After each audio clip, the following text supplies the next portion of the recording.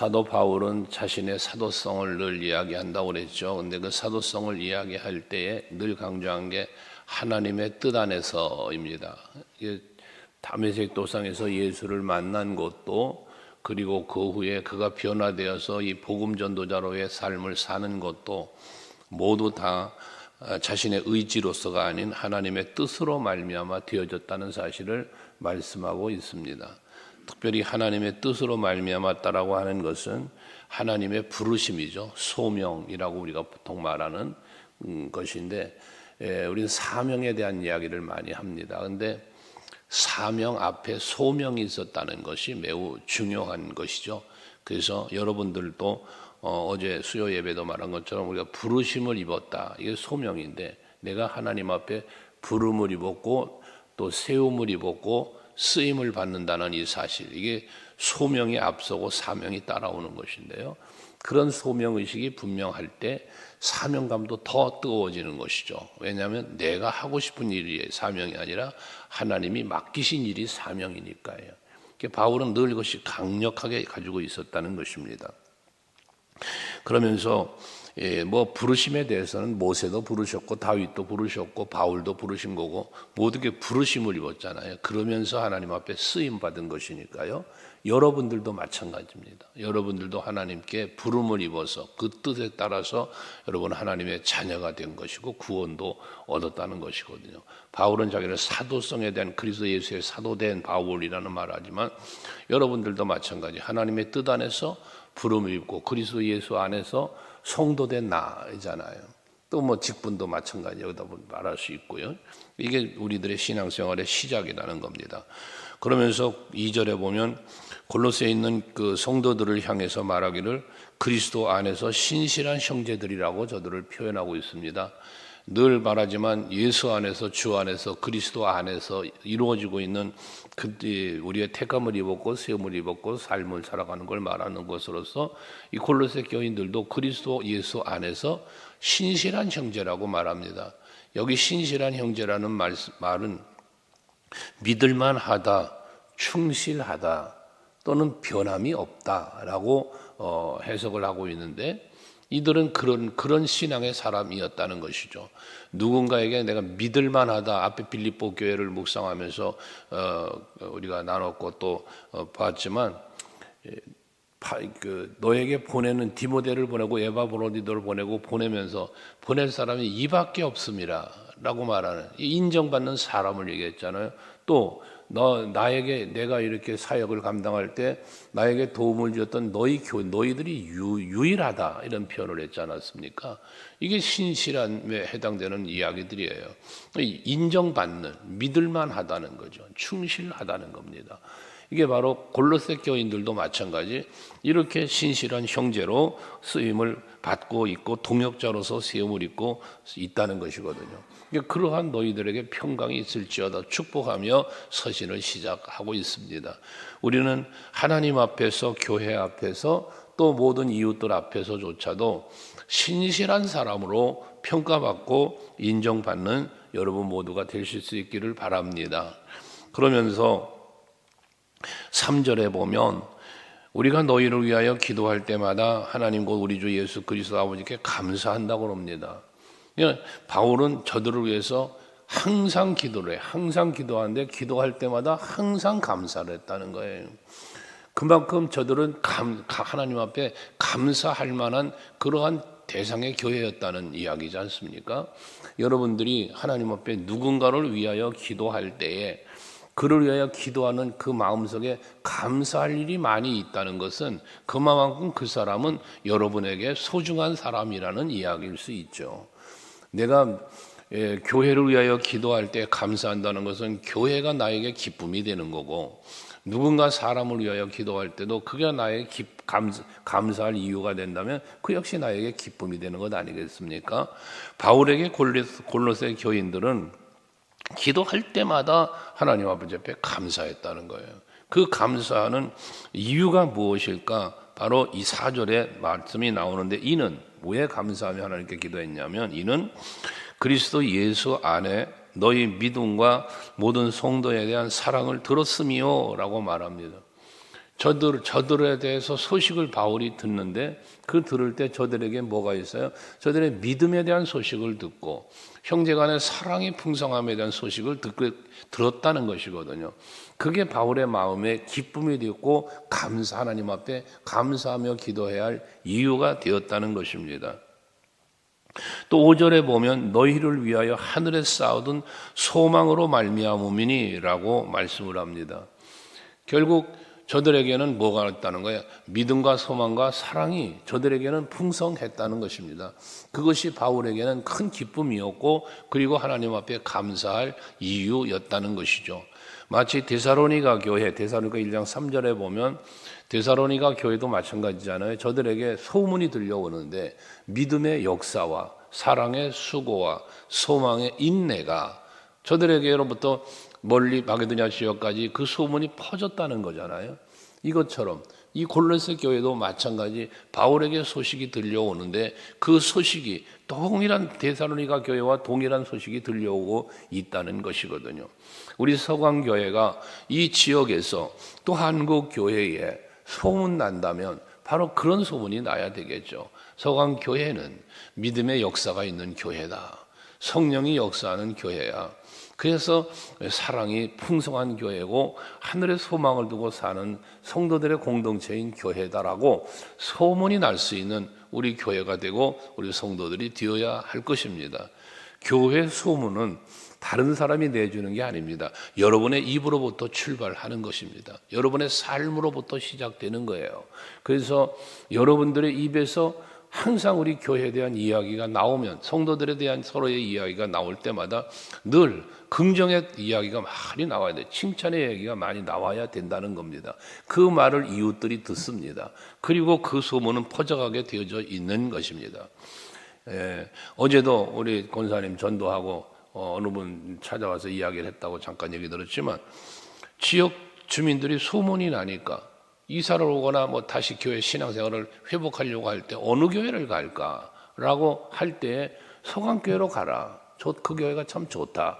이런 소식을 들었다잖아요. 그 이야기를 듣고 또 마음에 그런 감동도 왔고 그렇게 오게 된다는데 여러분 이게 전부 다 무엇으로 이루어지는가? 여러분들의 선행이에요. 우리가 전도하면서 그 무더운 날씨에도 추운 겨울에도 토스트를 구워 나눠주고 또 평일에도 전도한다고 성도들의 애쓰는 모습들이 주위의 이웃들이 보는 거예요. 그러면서 저 교회는 정말 뭔가 다르구나 라는 모습을 본 게 이제 이웃들에게 이야기하는 것 아니겠습니까? 어느 교회는 교회를 나오지도 않는 부동산 사장님이 이 동네 이사로 오는 사람이 이 동네 어느 교회가 좋으냐 물으니 그 교회를 가라고 그분이 전도를 그렇게 해준다잖아요. 여러분들이 마찬가지입니다. 항상 우리 교회는 좋은 소문이 나는 교회가 되어야 할 줄로 믿습니다. 그럼 이들에게 이렇게 믿음과 또한 서로 사랑하고 하늘의 소망을 쌓아뒀다고 했는데 그것 때문에 감사한다고 했는데 5절 마지막에 보면 곧 너희가 전에 복음 진리의 말씀을 들은 것이다 라고 말합니다. 그러니까 이 믿음과 사랑과 소망에 대한 이들의 그러한 소문이 날 수 있고 그렇게 살 수 있었던 이유가 뭐냐? 복음, 너희가 들었던 복음, 진리의 말씀, 그 말씀으로 인하여 이러한 일이 일어났다는 것이거든요. 늘 말씀드리지만 우리의 믿음의 본질이 뭐라 했습니까? 우리가 믿는 믿음의 본질은 성경이라고 그랬잖아요. 말씀. 그러니까 성경이 말하는 하나님을 믿고 성경이 말하는 예수를 믿고 성경이 말하는 하나님의 나라를 믿는 거예요. 그러니까 우리는 그 말씀을 토대로 하여 우리의 신앙이 성숙해지고 그 믿음 안에서 우리의 삶이 이루어지니까 거기에 믿음의 역사가 일어나고 또 사랑의 풍성한 열매도 맺어지고 그 수고가 헌신이 있게지고 소망도 마찬가지. 말씀을 믿는 믿음 안에서 모든 것이 이루어지게 되어진다는 것입니다. 그래서 이 말씀을 6절에 보면 이 복음이라고 복음으로 얘기하는데 이 복음이 이미 너희에게 이름에 너희가 듣고 참으로 하나님의 은혜를 깨달은 날부터 너희 중에서와 같이 또한 온 천하에서도 열매를 맺어 자라는도다라고 말합니다. 즉 복음을 들을 때에 그 복음을 들으면서 하나님의 은혜를 깨닫게 되는 것이죠.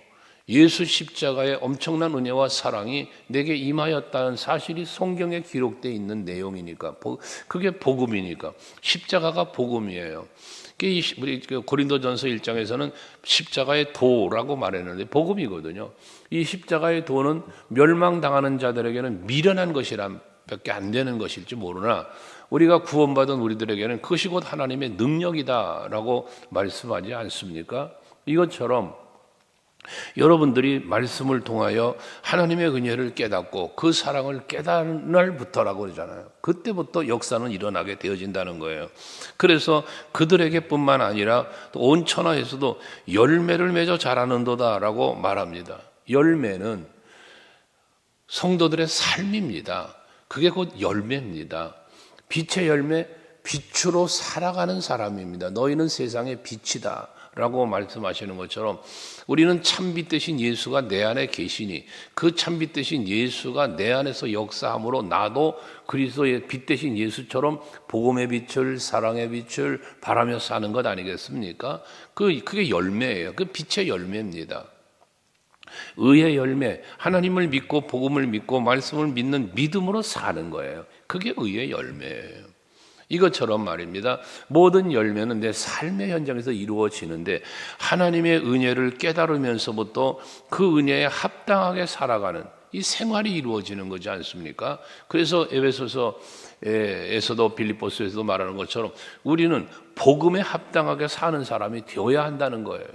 복음에 합당하게 사는 사람이 될 때 그 복음에 합당한 열매가 맺어지는 것이고 그 열매는 곧 하나님의 기쁨과 영광이 되는 것이고 우리에게는 또한 그것이 은혜와 복이 되어지는 것이죠.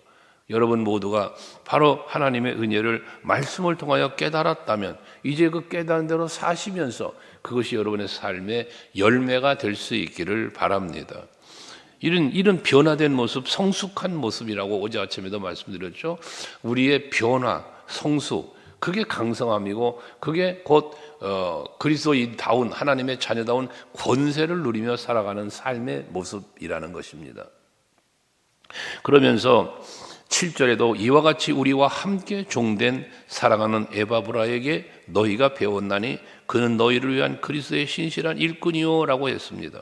지금 이 골로새 교회는 에바브라에게 배웠다는 거예요. 뭘 배웠겠습니까? 마찬가지죠. 복음이죠. 말씀이죠. 예수 그리스도의 십자가와 그 사랑을 배운 것이죠. 근데 그 배운 것이 저들에게 나타나게 되었다는 것이죠. 이루어지고 그대로 배운 대로 저들이 살았다는 거지 않습니까? 그 에바브라를 대해서도 신실한 일꾼이라고 그리스도의 신실한 일꾼이라고 표현하고 있는데 이 신실한 일꾼인 에바브라에게 배웠으니 저들도 신실한 일꾼으로 세워짐을 입게 되었다는 이야기 아니겠습니까? 우리가 누구에게 배우느냐, 무엇을 배우느냐에 따라서 그 사람이 또 닮아가는 것이잖아요. 그게 좋은 스승 밑에 좋은 제자가 나오는 거죠. 사도 바울의 제자인 디모데가 바울처럼 또 살아가는 것 아니겠습니까?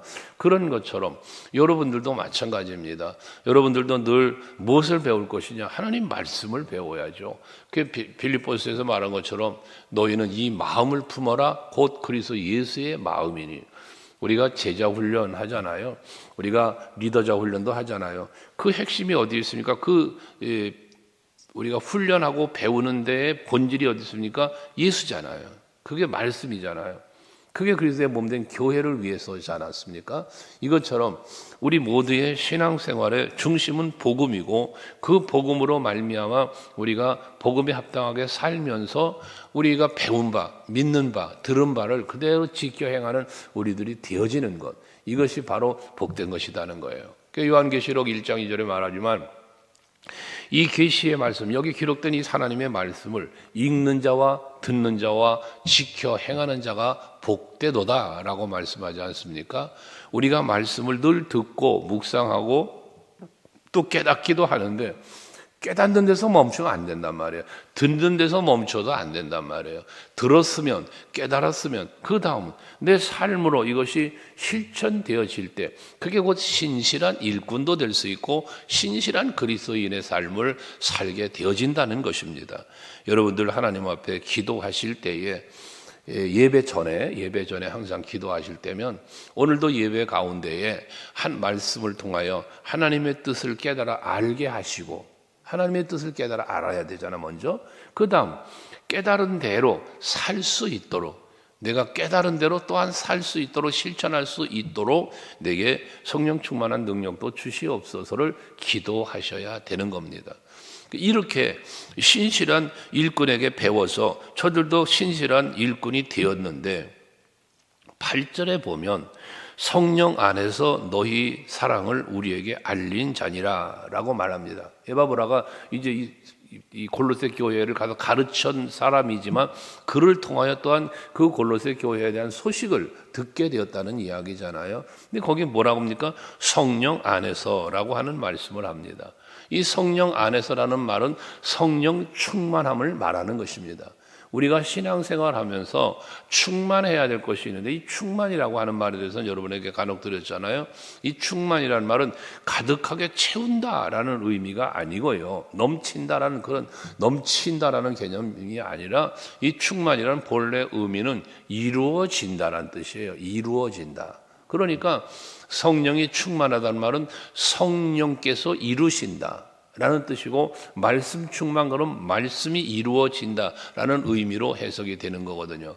그래서 성령 충만이라는 말은 성령에 의해서, 성령에 이끌려서, 또 성령의 지배를 받아서 라는 의미를 가지고 있다고 그랬잖아요. 그러니까 여러분들이 성령에 의해서 깨달았고 성령에 의해서 깨달은 대로 살 수 있도록 이끌어 주시는 것, 그래서 결과적으로 하나님의 뜻을 이루시는 것을 성령 안에서 성령 충만이라고 말하는 겁니다. 우리가 그런 신앙의 삶의 자리로 나아가야 이게 그리스도인다운 그리스도의 모습을 이루게 되어진다는 것이거든요. 그래서 에베소서 5장에서도 말씀한 것처럼 너희는 성령을 충만하게 받아라, 술 취하지 말라, 이는 방탕한 것이니 라고 말하면서 오직 성령 충만을 받으라 하잖아요. 왜? 그것이 곧 성령을 충만하게 받아야 술 취하지 않는, 세상에 취하지 않는, 세상 즐거움 따라가는 것이 아니라 성령의 이끄심을 따라가면서 살게 되어진다는 것이죠. 그러니까 여러분들이 성령을 충만하게 받으셔야 된다는 말씀을 하는 겁니다. 예수님도 마찬가지잖아요. 예수님도 제자들에게 사도행전 1장에서 말씀했잖아요. 너희가 약속하신 성령, 그 성령 받기 전에는 예루살렘 떠나지 말라는 거예요. 왜? 성령을 받기 전에 예루살렘 떠나서 나가봐야 자기 의지, 자기 힘으로 하려고 도전할 것이고, 그러다 보면 박해나 여러 가지 힘든 일이 있으면 어떻게 되겠어요? 멈추어질 건 아니겠어요? 그러니까 성령을 충만하게 받아야만 나아가서 어떻게 돼? 세상을 이기고 환경을 이기며 하나님의 뜻, 복음을 전하는 전도자의 사명을 감당할 수 있게 되어짐을 예수께서 말씀하신 것이죠. 오늘 이 아침에 예배하는 여러분들도 성령을 충만하게 받으셔서 그 성령 충만함으로 말미암아 성령이 감동하시는 대로, 성령이 이끄시는 대로 한 날을 사시면서 하나님께 영광 돌리시고, 또 여러분들은 세상 이기고 악을 이기고 모든 악의 영의 미혹도 이기면서 하나님의 기쁨이 되는 삶을 사시는 여러분들 되시기를 주의 이름으로 축복합니다. 기도하시겠습니다.